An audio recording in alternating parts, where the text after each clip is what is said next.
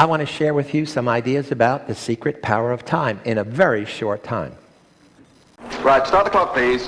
30 seconds, studio. Keep it quiet, please. Settle down. It's about time. End sequence. Take one. 15 seconds, studio. 10, 9, 8, 7, 6, 5, 4, 3. Let's tune into the conversation of the principles in Adam's temptation. Come on, Adam, don't be so wishy-washy. Take a bite. I did. One bite, Adam. Don't abandon Eve. I don't know, guys. I don't want to get in trouble. Okay, one bite. What the hell?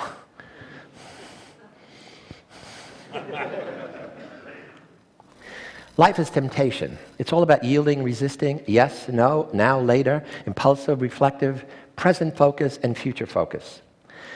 Promised virtues fall prey to the passions of the moment. Of teenage girls who pledged sexual abstinence, virginity until marriage, thank you, George Bush, the majority, 60%, yielded to sexual temptations within 1 year. And most of them did so without using birth control. So much for promises. Now let's tempt 4-year-olds, giving them a treat. They can have 1 marshmallow now, but if they wait until the experimenter comes back, they can have 2. Of course, it pays, if you like marshmallows, to wait. What happens is 2/3 of the kids give in to temptation. They cannot wait. The others, of course, wait. They resist temptation. They delay the now for later.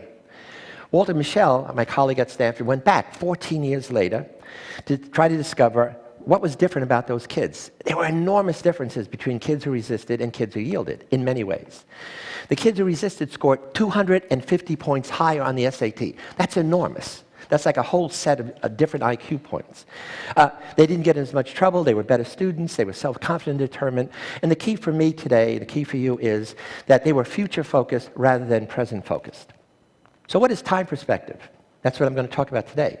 Time perspective is the study of how individuals, all of us, divide the flow of your human experience into time zones or time categories. And you do it automatically and non-consciously. They vary between cultures, between nations, between individuals, between social classes, between educational levels. And the problem is they become biased because you learn to overuse some of them and underuse the others. What determines any decision you make? You make a decision on which you're going to base an action. Okay? For some people, it's only about what's in the immediate situation, the immediate stimulation, what other people are doing, what you're feeling. And those people, when they make their decisions on that format, we're going to call them present-oriented, because their focus is what is now. For others, the present is irrelevant. It's always about what is the situation like that I've experienced in the past. So their decisions are based on past memories. And we're going to call those people past-oriented, because they focus on what was. For others, it's not the past, it's not the present, it's only about the future. Their focus is always about anticipated consequences, cost-benefit analysis. And we're going to call them future-oriented. Their focus is on what will be.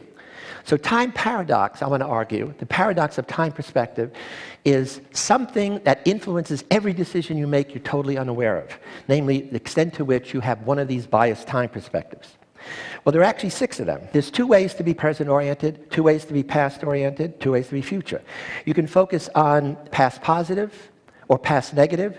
You can be present hedonistic, namely you focus on the joys of life, or present fatalist.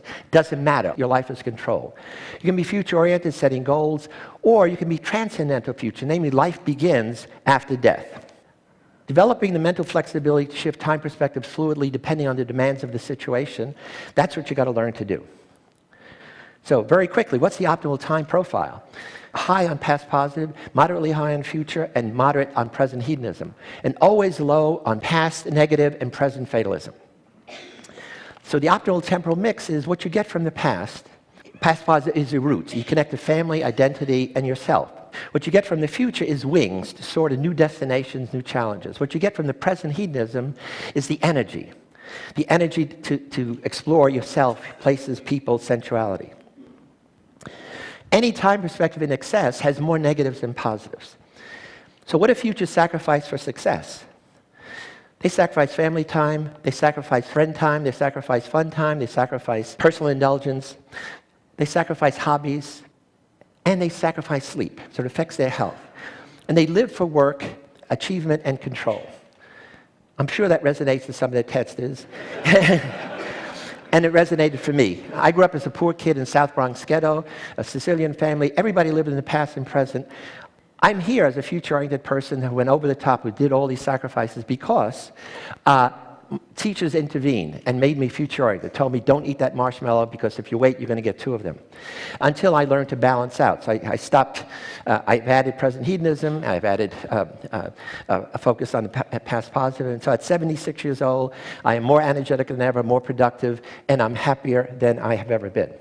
I just want to say we're applying this to many world problems, changing dropout rates of school kids, combating addictions, enhancing teen health, curing vets' PTSD with time metaphors, getting miracle cures, promoting sustainability and conservation, reducing physical rehabilitation with a 50% dropout rate, altering appeals to suicidal terrorists, and modifying family conflicts as time zone clashes.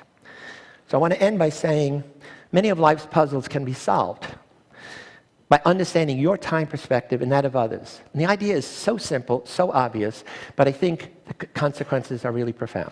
Thank you so much.